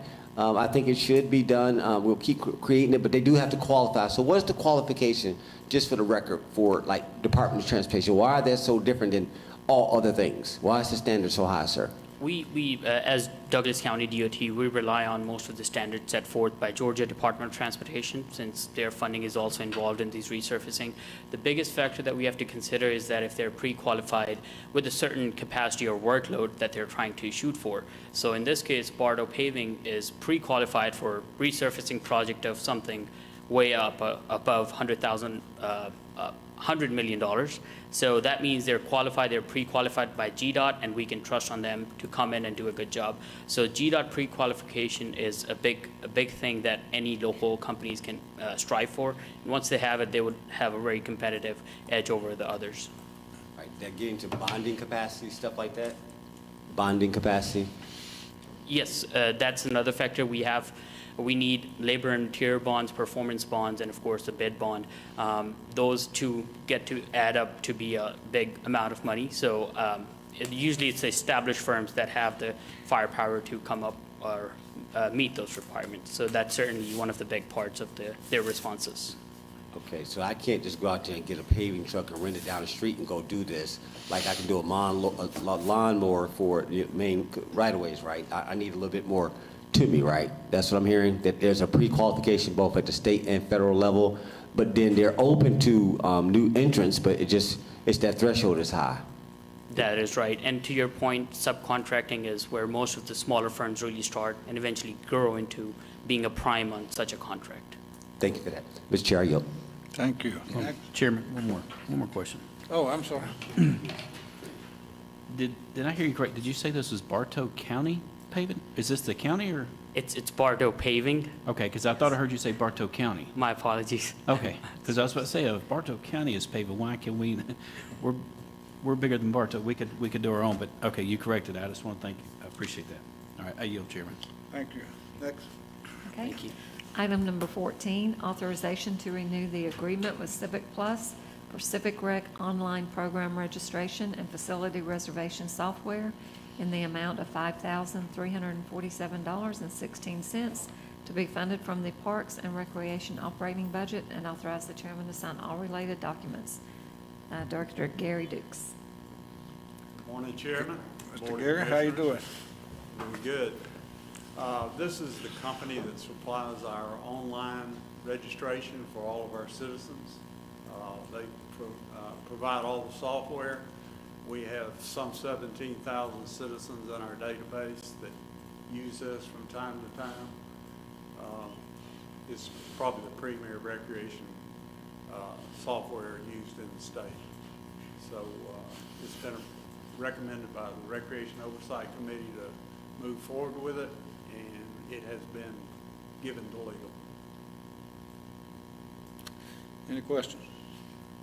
Nick? Oh, I'm sorry. Vice Chair. Just one question. Good morning. Is this an increase or is it the same as before? It's about $200 increase. Okay, so there is an increase to provide this service? It's an annual. Annual Yes, ma'am. increase? Annual contract. Will any of that be passed on to the consumers, to those who are using it, or will you just absorb it in your budget? It is. All of our classes that we register, we try to actually come back 25% to the county to offset the cost of everything that we do, whether it be electricity in a building or on a ball field or, whatever the cost is to the county, we try to get back 25% of what the class costs. Thank you for that. Chairman, I yield. Thank you. Any other questions, statements? Next. Okay, item number 15, approval of MOUs and funding for the following pre-approved community service providers: Cobb and Douglas Public Health and the Development Authority of Douglas County, and authorize the chairman to sign all related documents pending final legal review. Jill Hobson. Good morning. Morning. These are the county allocations for Public Health and Developmental Authority. We approved, I believe it was a couple months ago, we approved the other organizations. just to sign the MOUs is all we need approval for. The money is already included in the 2023 budget, so. Okay. Questions? Madam Chair, Vice Chair? Thank you. Can you tell us the amount for each of these grants? Yes, ma'am. Public health is $410,000. Development Authority is $352,50. 352,000. 350,250. 350,250. And they've gone through that application process. This is a new process for those who, can you explain it since it is new? Yes, ma'am. The board wanted some oversight on all of the funding that was given to our service providers in the community doing work for our citizens. So we instituted an application process. The board provided us a pre-approved list of those organizations able to apply. We sent out an application process, and we'll be monitoring those as well. And the reason why we went through this is because as money is given to us, we have to account for it. Yes, ma'am. And those who we are providing these funds for services out in the community need to be able to give you back an audit of how they spent the money so that if anybody comes back to us, we can say, this is how the money was spent. Yes, ma'am. The organizations will be providing quarterly reports until their spend is met, and we will be able to be transparent about everything that they are spending their funds on. Do they get the check all in one fell swoop, or is it monthly, quarterly?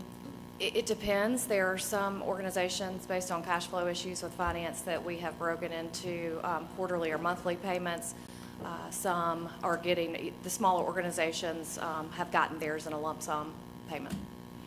Understood. Is that outlined in the MOU agreement, or is that just something that is understood when, let's just say, Cobb Douglas Public Health, they understand that it will be done on a monthly basis or quarterly basis, or is that outlined in the MOU? I am not sure if it was outlined in the MOU, but I can check and find that out before tomorrow. Okay. Attorney Ringer prepares the MOUs post-board approval, so Okay. I'll make sure it's in there if it's not. Okay, thank you. With that, Chairman, I yield. Any questions, statement? Commissioner Robinson? Yeah, to the Vice Chair's point, and this is probably more of an overall finance and policy perspective. I know we'll probably be getting into that pretty soon, going into the mid-year retreat. Budget, talk about debt policy, appreciation policy, et cetera, and some corrections. But this is one I think we need to have a policy on, which is why are we getting their money at the mid-year? If the board determines that this is our priority, then when the administration presents a budget to us, it needs to take that into consideration if there's some cash flow on our side. But I don't like holding other people hostage for its back because I can. It's like, okay, why are we the 6 months and they're just getting their money? And I get new process. I'm gonna give it one time that, okay, again, I'm going back to this bureaucracy. We're putting paperwork in place, but when we need oversight. I get it, I get the regulatory. But at the same point, we're impacting our capacity to deliver citizens value, whether it's community service board, whether it's public health. If they're just getting their money at mid-year, again, if you're not sensitive to the fact that the citizens got a need, then it's just a checkbox when you come into work and you don't feel it like we have to carry it as representatives of the public. And I just watch. I listen to the spirits and how they move. I'm like, okay, but why is it the 6th, 7th month they just getting their money? That's not get the paperwork, but look at it, even with the paperwork process, like, guys, so that means y'all floated 6 months of worth of cash flow, but just for while y'all work this out, but then our citizens, the need wasn't being met because they didn't have the funding to fully do what they had planned. But the board said yes in December. Yes, and so that's why I'm like, okay, now the policy got to line up with what our wishes are. And so that we're aligned on the timing and the expectation. Because when we awarded that in December and the budget went live in January, well, the money should have been there as always. And so it's little things I don't like, because it puts us in a conflict. it puts us in conflict. So I need staff to be sensitive that when the board makes, unless it's built in that look, we're gonna scale this over time, but it can't be no indiscriminate, I'm just gonna move it when I feel like it. Or when it's convenient. That's a problem. Because that's a decision outside the will of the board. So again, one more time, I get the paperwork, but listen to listen to the outcome.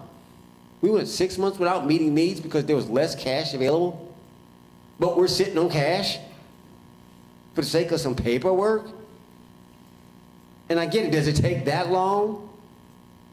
Again, one more time, I'm bringing an awareness. I gotta yield. You hear me, Joe, you're fine, thank you. I yield, Mr. Chair. Thank you. Madam Vice Chair. To that point, I don't know if our finance director is here or if our county administrator can explain to us the cash flow problem.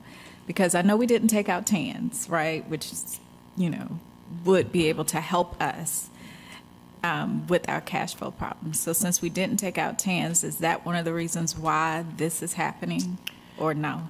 No, normally for the agencies that are listed, we were paying them already, but it was on a monthly basis.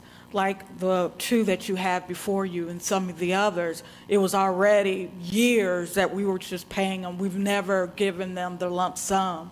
So when the new process came about and we were in discussions that, we're going to pay them out, we didn't anticipate that because we were thinking the normal process that we've been doing years, which was a monthly process. Also for the, I guess the lateness of the payments, on some it was because of, the board's policy and procedures that they approved. A new process, it takes a while for the agencies to send in, the paperwork and us reviewing. I don't see a problem next year with this, and also we can address the cash, issue at that time too. If we're going to pay it out, that would be fine, and we will know about it ahead of time.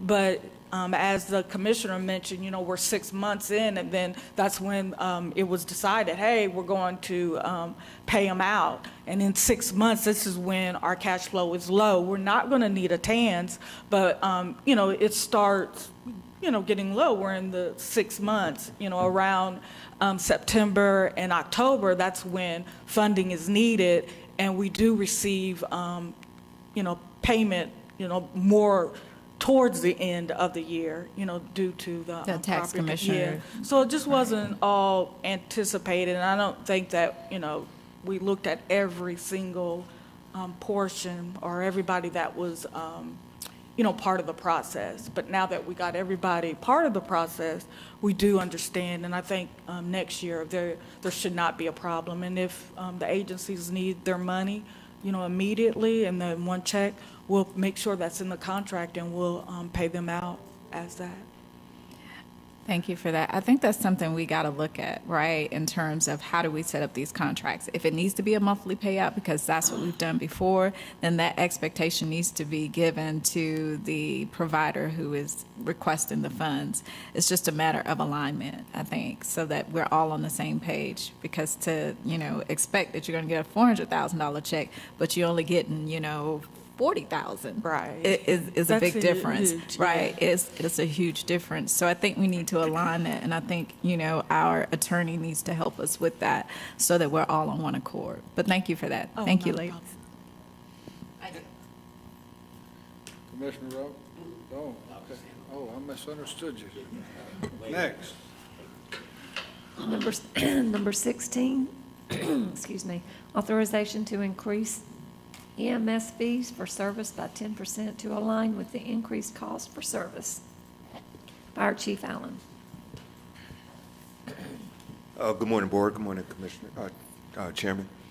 The Fire Department did a review of our EMS fee schedule and the reasonable and customary charges within our region.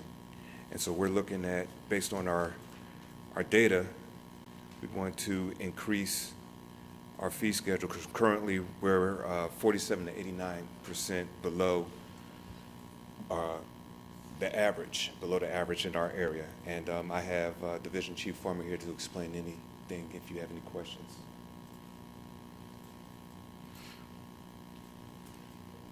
The last time we did a fee schedule increase was in 2018, so we're definitely overdue. As far as our collection rates, they are phenomenal, so we're really doing our due diligence with getting the collection rate piece up. What we want to do is make sure that the actual fee schedule itself is increased, just to be a little more in line with what some of our other, what is kind of in the industry standard. We're still way below, which is a good thing. But we do want to increase enough to where we're able to get an adequate reimbursement or a reimbursement that's more in line with the expense. And we also impact our regional fee schedule for Medicare and Medicaid. So with our numbers being where they're at, that does have a regional impact as well. I did also want to mention too, because we did look at Medicare users, their out-of-pocket would increase $50 to $79. So it's a little bit of an increase. And it would take our average revenue from $281 per run to $308 per run. Annual increase in revenue would be around $296,000. Any questions? Madam Vice Chair? Thank you for that, Chief Farmer. So how long would it take us to actually get to where we need to be in alignment with the other counties around us? I mean, for our citizens, it's great, but on one hand, with us being so low, we impact our neighbors around us because they're, when Medicare and Medicaid looks at this, they're going, okay, if Douglas County can do it for $2, then why is Cobb County charging $10? And we're paying them $10, but we're paying Douglas County $2. So we kind of devalue ourselves, and then that brings the other region down. Absolutely. So how long do you think it will take? 10% is good. I'm not saying we need to go further because citizens are the ones that kind of pick up this, but how do we get there? If we were looking at doing a 10% annual, we would be looking at 5 to 7 years. 5 to 7 years to get in line? Yes, ma'am. Okay. Wow. All right. So I'm assuming then, I'm trusting that you guys will kind of help us to get there and also to educate the public on what we're doing and why we're doing it. Most definitely. Okay, I hear you. Thanks, Chairman. I yield. Any other comments? Commissioner Alcaraz? I appreciate you. We discussed this in depth a few times now, especially in our public safety meeting. I appreciate you staying at the 10% right now because, as we discussed earlier, I am thinking of my citizens and everyone who is on Medicare and Medicaid because they're on a fixed budget. I know this is something we'll have to look at possibly down the line, but I just wanted to say, I appreciate you guys working with me to stay at that 10% so we can, I know we're maybe impacting our neighbors, but our neighbors is not really who I'm concerned about. I'm concerned about those who live inside of our county and those who have to pay our fees. But I greatly appreciate you just keeping that at 10%. I yield, Chairman. Thank you. Anyone else? Next. Number 17, authorization to add the advanced scheduling module to Tyler New World payroll system in order to meet the specific scheduling needs of fire and EMS personnel with varying work schedules and credentials at an annual cost of $14,948 with an implementation fee of $12,480 to be funded through the department's existing budget, and authorize the chairman or vice chairman to sign all related documents pending final legal review. Chief Allen. Yes, ma'am. Okay, so for this one, the county is going to this new Tyler third-party software. So the fire department needs this particular module because of our scheduling and because of the credentialing that we do within the fire department. It's totally different than what everybody else does between the 24/48, time off, things of that nature. And this particular module will help us be able to track our personnel a lot easier than what we're doing currently. Any questions? Madam Vice Chair. So you're now adding technology. How were you guys doing it before? Excel. Oh, wow. Okay, you were using an Excel spreadsheet to schedule everybody out with their times in, times out, off time, accumulation time, sick time, all of that, vacation time through Excel? Yes, through New World, but we was using Excel, we're using SharePoint, and it is antiquated. And there are several different third-party softwares that actually cater to what the fire service does. And when we were approached with this particular module from Tyler, it actually answers all the questions that we have, and it works a lot better for us. Like I said, with time off, sick time, vacation, time trades, things of that nature, it's a lot easier for us to manage our personnel coming and going, on and off duty. Got you. And so you're going to pick up the cost through your current budget? Yes, ma'am. Okay. All righty. Thank you. I yield. Commissioner Alfred. Again, this is something that we, again, spoke about, and Commissioner Robinson and I both have seen eye to eye on this, is efficiency. You know, it's about bringing all this data together. The Excel spreadsheets, I think we were all kind of shocked when we found out how everybody was turning in the time for their employees. Some just through email, some, it was, quite shocking county of our size doing that.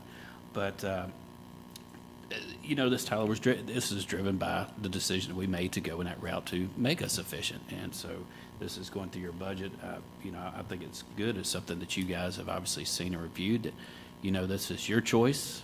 It's your department. It's your choice. If it works to make you guys more efficient where you can keep up with everything, I'm glad that you think in that manner. I yield, Chairman.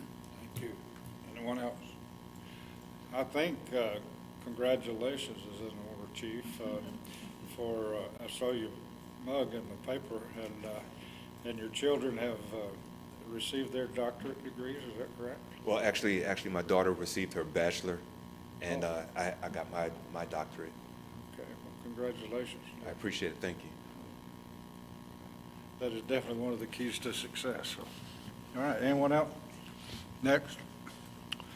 Number 18, authorization to add Vector Solutions Evaluations Credentialing Module to our current annual service agreement for an annual price of $6,032 with an implementation fee of $1,700 to be funded through the department's existing budget, and authorize the chairman or vice chairman to sign all related documents pending final legal review. Fire Chief Allen. So Vector Solutions is another third-party software that we use for our credentialing, our training, a plethora of items that we do within the fire department, and it's time basically to renew it, but part of the renewal is the agreement in which we need to have signed by the board. Questions? Comments? Next. Okay. Number 19, approval of a contract with Integrated Construction and Ability, Inc. in the amount of $652,583 for Fire Station Number 11 parking and access improvements to be funded through the 2016 SPLOST, and authorize the chairman or vice chairman to sign all related documents pending final legal review. Chief Allen. Lastly, our Fire Station Number 11, one of our older stations, one of our more dilapidated stations in which we need to do some improvements on. And part of the improvements is the parking area, the access for our apparatus to get in and get out of the area. And so we're just looking. We did find the lowest bidder with Integrated, and we just want to move forward. Comments? Vice Chair. So Chief Allen, this actual bid had how many to respond to it? Do you know? I believe 3? 4.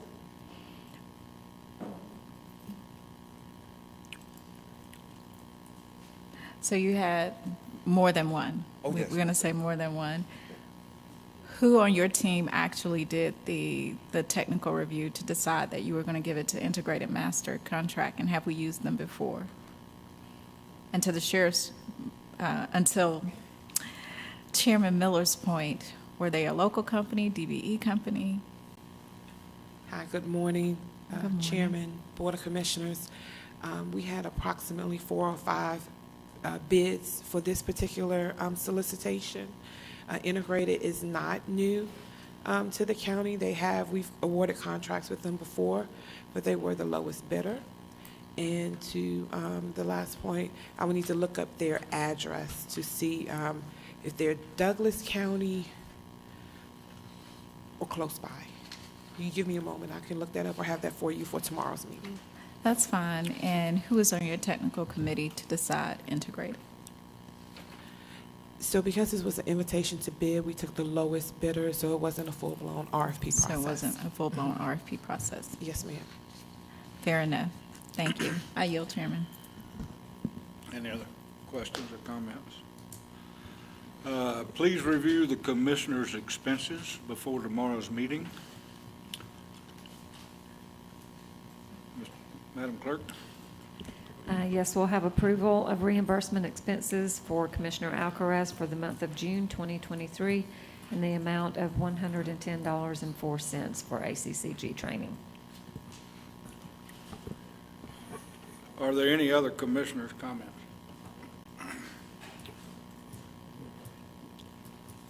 Attorney Coleman, do we need to go into executive session? Mr. Chair, I'm happy to report that we have no need for executive session today. We need, okay, we're not doing that. This meeting is adjourned. Thank you. Thank everybody for coming. Thank you.